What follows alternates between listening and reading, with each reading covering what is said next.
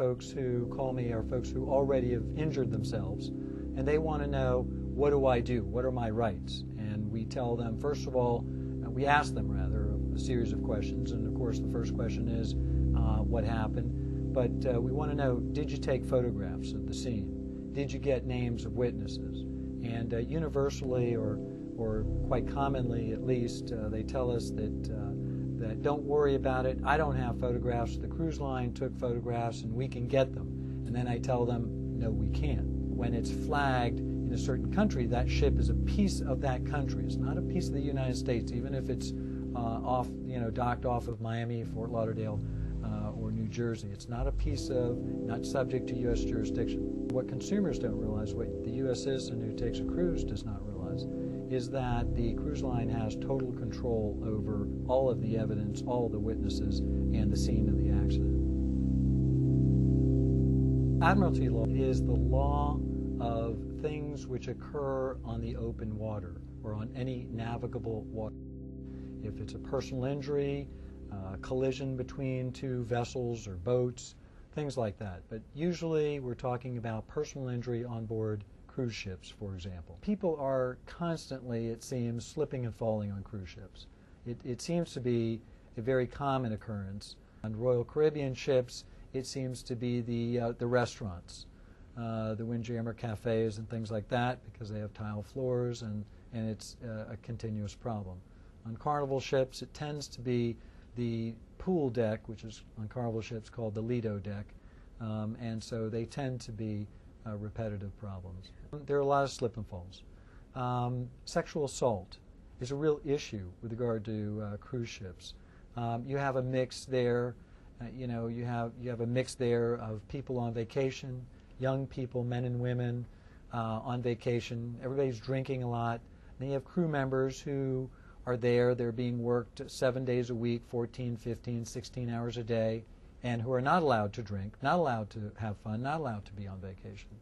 And it's a volatile mix, or it can be a volatile mix. And so you have an issue with regard to sexual assault. And these are folks, by the way, the crew members whom I've represented also, and I know their backgrounds. And I know that the cruise lines hire them with little or no screening, because the cruise lines use what they affectionately call, or they call hiring partners. And those are people in the actual foreign country that go out and are supposed to hire them and supposed to screen them, but the cruise line really has no idea what the hiring partners do to screen them. And so they bring them these 5 or 10 people as, here are your waiters, and they really know little or nothing about them other than what the person says.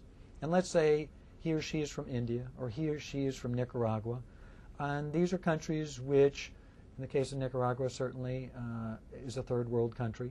And these are countries that don't have a lot of records. They don't have electronic files on people. It's not a first world country with a lot of record keeping. And so the cruise lines are relying on this person down there that gets paid by the number of people, okay, that the hiring partner brings to the cruise line, not by the hour. They don't get paid by the hour to investigate. And so they're going to bring them as many people as possible. And you have these people on board the cruise ship, and as I say, they're working 7 days a week, 14, 16 hours a day, and they're around all the people in the women in the swimming pool, women at the disco, getting, having drinks at night. Nothing wrong with that. The cruise line promotes it. They make a lot of money from that, and it's a volatile mix.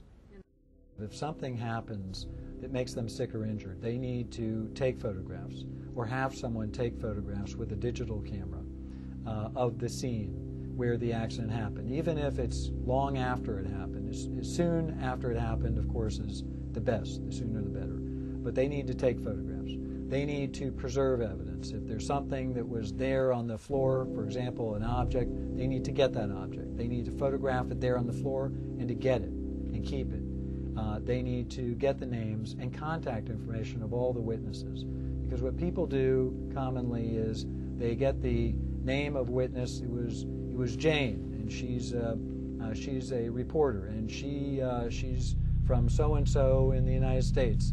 And I'm sure that the cruise line has the contact information for Jane. Well, the cruise line may or may not, but they're never going to give it up. And so you need to be proactive about that.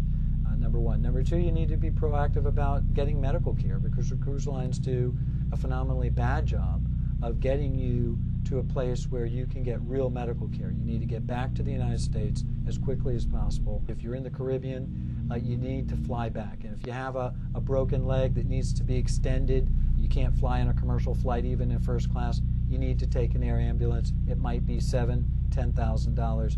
Get insurance for that. Of course, carry a digital camera. Do so for your vacation, but what the heck, it's something that's good. It preserves evidence, and you can really, you have a claim there, whereas if you don't have any evidence, it makes it a lot more difficult.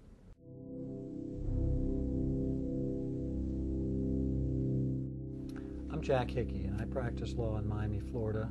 Hickey Law Firm is the name of the firm.